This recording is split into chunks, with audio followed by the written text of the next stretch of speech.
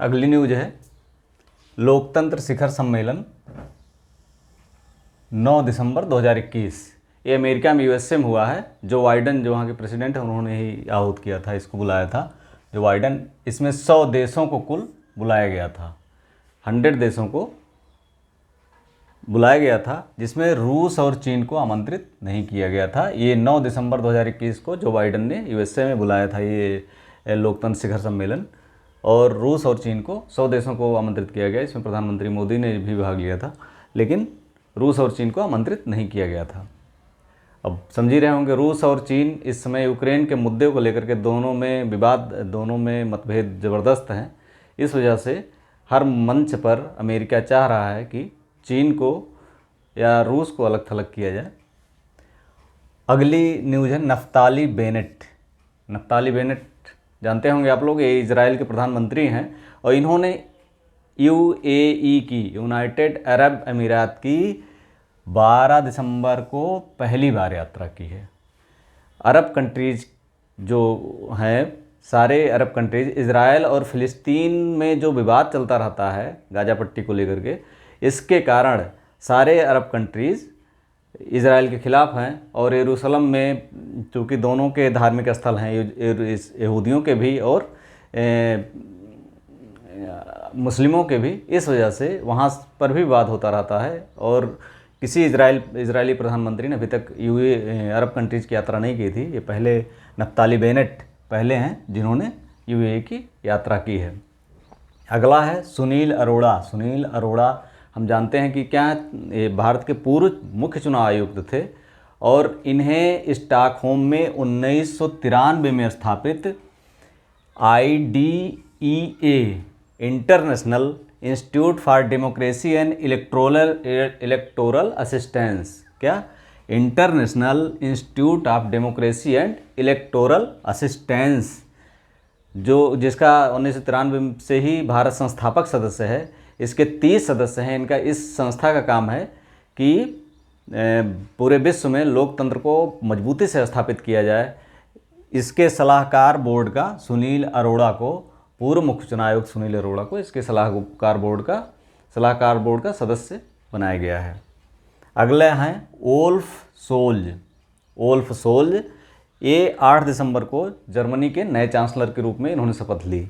Germany के नए chancellor के रूप में ओल्फ सोल्ज ने 8 दिसंबर 2021 को शपथ ली। अगली हैं गीता गोपीनाथ। ये काफ़ी दिनों से चर्चा में है। गीता गोपीनाथ भारतीय अमेरिकी IMF की, इंटरनेशनल मॉनेटरी फंड की, IMF की मुख्य अर्थशास्त्री थी। लेकिन 3 दिसंबर 2021 को इन्हें पहला डिप्टी मैनेजिंग डायरेक्टर बनाया गया है। इन्हें पहला IMF का पहला डिप्टी मैनेजिंग डायरेक्टर बनाया गया है। अगले हैं मैगडेलेना एंडरसन। ये स्वीडन की पहली प्रधानमंत्री हैं जिन्होंने इस्तीफा दे दिया था 22 नवंबर को, लेकिन 29 नवंबर को इन्हें फिर स्वीडन के प्रधानमंत्री के रूप में, मैगडेलेना एंडरसन को स्वीडन के प्रधानमंत्री के रूप में पुनः शपथ दिलाई गई है। ये स्वीडन की पहली महिला प्राइम मिनिस्टर हैं। हरनाज संधू, ये हम जानते हैं, हरनाज संधू 13 दिसंबर 2021 को 70वीं मिस यूनिवर्स चुनी गई हैं। मिस यूनिवर्स 70वीं मिस यूनिवर्स चुनी गई हैं 13 दिसंबर 2021 को। ये इजराइल के इलात शहर में आयोजित किया गया था। कहाँ पर? इजराइल के इलात शहर। कहाँ पे? इजराइल के इलात शहर में आयोजित किया गया था 13 दिसंबर 2021 को। हरनाज संधू चंडीगढ़ की हैं। 70वां मिस यूनिवर्स चुना गया है। अगला है केन बेतवा लिंक परियोजना। केन बेतवा लिंक परियोजना ये नदी जोड़ो परियोजना का एक कार्यान्वयन किया जाने वाला भाग है। हम जानते हैं कि नदी जोड़ो परियोजना काफ़ी दिन से सैद्धांतिक रूप से चल रहा है, लेकिन क्रियान्वयन के स्तर पर केन बेतवा लिंक परियोजना के लिए 44,605 करोड़ रुपए 2021 की, जिसकी 2020-2021 की कीमतों पर जिसके लागत आने की जो संभावना है 44,605 करोड़ रुपए है। और इसकी मंजूरी 8 दिसंबर 2021 को केंद्रीय मंत्रिमंडल ने दे दी है।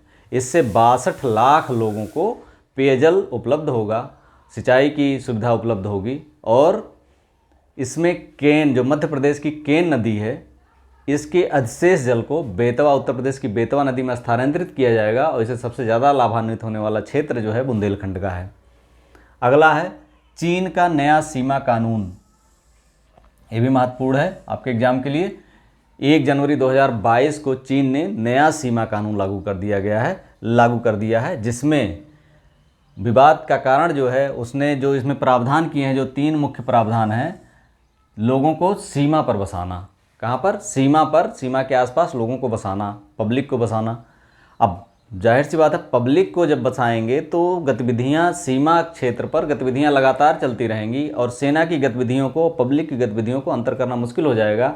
इससे सीमावर्ती देशों को, विशेषकर जिसकी भारत की सीमा बहुत ज़्यादा मिलती है चीन से, तो भारत के लिए मुश्किल काम होगा कि इस गतिविधियों को आइडेंटिफाई करे और उसके बाद चीन के विरोध दर्ज कराए, उसको रोकने का प्रयास करे। और दूसरा है सुरक्षा। अब सीमा पर लोगों को बसाएंगे तो उनकी सुरक्षा की जिम्मेदारी भी उठाना। इसकी वजह से सेना को वहाँ पर चीन को स्थापित करने की नैतिक हक बन जाएगा और इससे विरोधी देश विरोध करने से विरोध का वो जवाब दे सकता है। और लगातार जो है पड़ोसी देशों के लिए ये खतरे की घंटी से कम नहीं है। भारत के लिए, विशेषकर जिसकी बहुत लंबी सीमा भारत चीन के साथ साझा होती है, उसके साथ ये स्थितियां खतरनाक ही हैं। तो ये दोनों जो प्रावधान हैं, सुरक्षा उन जो लोगों को बसाना और वहाँ के लोगों की सुरक्षा करना, इसके पीछे चीन की क्या मंशा है, ये सब किसी से छुपा नहीं है। वहाँ पर उस सेना को अच्छी तरह से, बिना किसी विरोध के, बिना अंतर्राष्ट्रीय समुदाय के विरोध के, आराम से अपनी सेना स्थापित कर सकता है। इसके जवाब में भारत को बहुत अच्छी रणनीति बनानी होगी। विवाद का मूल कारण यही है, क्योंकि अगर उससे हम चीन से 2 कदम आगे नहीं चलते हैं तो चीन लगातार जो है ऐसे कुप्रयास लगातार करता ही रहता है और हमें 2 कदम आगे चलकर सोचने की ज़रूरत है, जिससे भविष्य में चीन से किसी भी तरह के विवाद की स्थिति में उससे अच्छी स्थिति में हम रहें। और एक तीसरा जो प्रावधान है, पड़ोसियों के साथ विवादों का निपटारा समझौते के माध्यम से करना। ये तो अच्छा प्रावधान है, लेकिन ये जो प्रावधान है, इस प्रावधान के बाद समझौते के आधार पर विवादों का निपटारा कैसे हो सकता है, ये सोचने वाली बात है। अगला जो है वन स्थिति रिपोर्ट। ये 2021 की वन स्थिति रिपोर्ट आई है, जो 13 जनवरी 2022 को वन एवं पर्यावरण मंत्रालय ने जारी की है। 13 जनवरी 2022 को कब जारी की है? 13 जनवरी 2022 को जारी की है। इसमें वनावरण और वृक्षावरण जो है, ये है 24.62%। 24.62% है वनावरण और वृक्षावरण। और सबसे अच्छी बात यह है कि इसमें वनावरण वृक्षावरण में 2262 वर्ग किलोमीटर की वृद्धि हुई है। 2261 किलोमीटर की वृद्धि हुई है। 2261 वर्ग किलोमीटर की वृद्धि हुई है। ये है 2261 वर्ग किलोमीटर की वृद्धि हुई है। ये सबसे अच्छी बात है कि ये जो वृक्षारोपण का प्रोग्राम भारत सरकार द्वारा, राज्यों द्वारा चलाया जा रहा है, उसका एक सकारात्मक परिणाम है।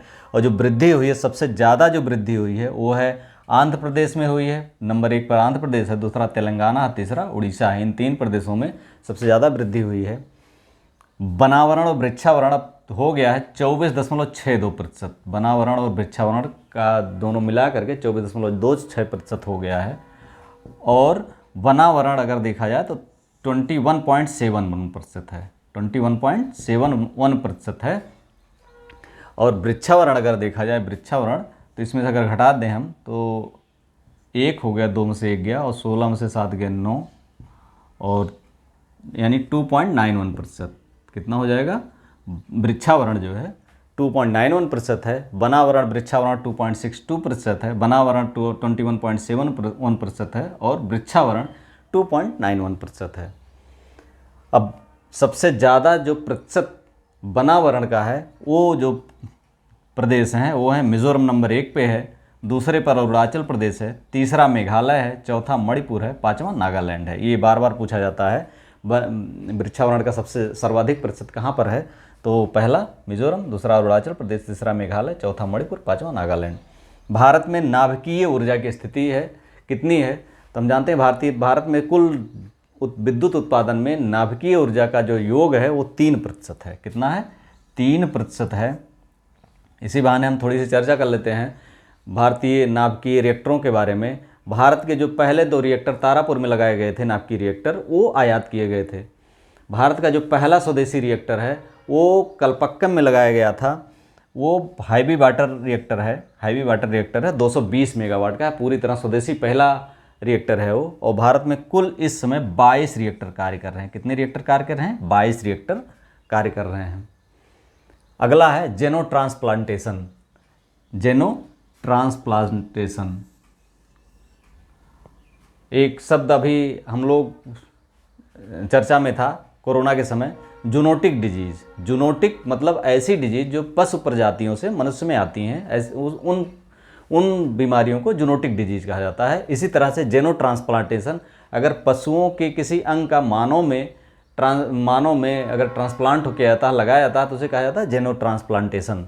ये चर्चा में इसलिए है कि 7 जनवरी 2022 को यूएसए के मेरीलैंड हॉस्पिटल में एक 57 वर्षीय डेविड बेनेट के शरीर में सूअर का दिल लगाया गया और सफलतापूर्वक सूअर का मॉडिफाइड दिल लगाया गया।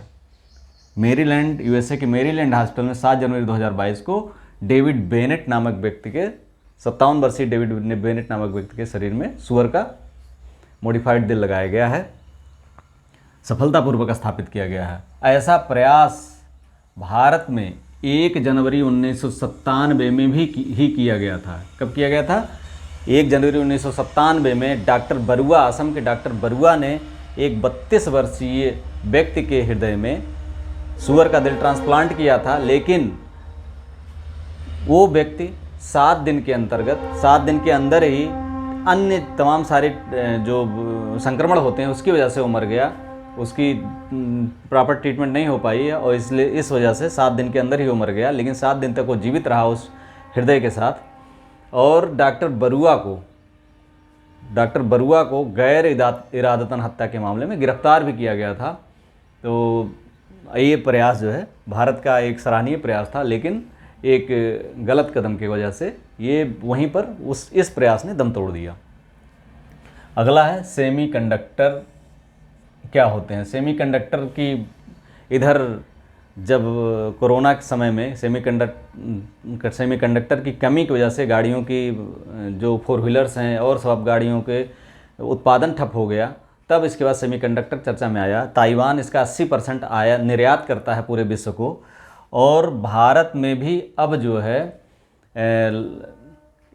जो स्टार्टअप इंडिया है या मेड इन इंडिया है, इस प्रोग्राम के तहत इसको लगातार प्रयास सब्सिडी दे करके भारत सरकार प्रयास कर रही है कि इसके लोग प्लांट लगाएं। ये सेमीकंडक्टर जो है सिलिकॉन, जर्मेनियम जैसे तत्वों और एल्युमिनियम फास्फाइड जैसे यौगिकों को मिलाकर बनाया जाता है। और ये ऐसा तत्व है जो टेम्परेचर बढ़ने के साथ ही अपने में से विद्युत प्रवाहित होने की अनुमति देता है। और सेमीकंडक्टर का प्रयोग एलईडी बल्ब से लेकर के वायुयान तक हमारे सारे कंप्यूटर या इलेक्ट्रॉनिक इंस्ट्रूमेंट में सब जगह सेमीकंडक्टर का प्रयोग होता है। भविष्य में भारत के भी जो आयात हैं, अभी जो तेल आयात है उससे ज़्यादा होने की संभावना है। तो ऐसे में भारत के लिए प्रयास करने की आवश्यकता है कि सेमीकंडक्टर में आत्मनिर्भरता प्राप्त की जाए। अगला है सीवीसी, सेंट्रल विजिलेंस कमीशन। अब हम जानते हैं के संथानम समिति की जो भ्रष्टाचार निवारण समिति थी, के संथानम के अध्यक्षता में ये भ्रष्टाचार निवारण समिति ने जो रिपोर्ट दी थी उसके आधार पर 1964 में सीवीसी की स्थापना की गई। और इसका 2003 में इसे सांविधिक निकाय का दर्जा दिया गया। और इसमें 3 मेंबर होते हैं। एक सेंट्रल विजिलेंस कमिश्नर होता है, केंद्रीय सतर्कता आयुक्त होता है, और 3 मेंबर होते हैं। इनका जो कार्यकाल होता है वो 4 वर्ष का होता है या 65 वर्ष की आयु पूरी होने तक होता है। 4 वर्ष का होता है, 65 वर्ष की आयु पूरी होने तक होता है। और इसकी जो नियुक्ति पैनल में जो मेंबर होते हैं वो भारत के प्रधानमंत्री, गृह मंत्री तथा केंद्र में विपक्ष का, लोकसभा में विपक्ष का नेता, ये 3 लोग मिलकर के उसके चयन की संस्तुति करते हैं। अगला है भ्रष्टाचार बोध सूचकांक 2021, ट्रांसपेरेंसी इंटरनेशनल द्वारा जारी जो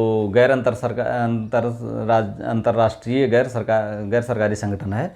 कौन सा? ट्रांसपेरेंसी इंटरनेशनल द्वारा जो जारी किया गया, उसमें भारत का स्थान 85वां है। जो 2020 में 84वां था, वो भारत का जो 2020 में 84वां था वो 85वां हो गया है।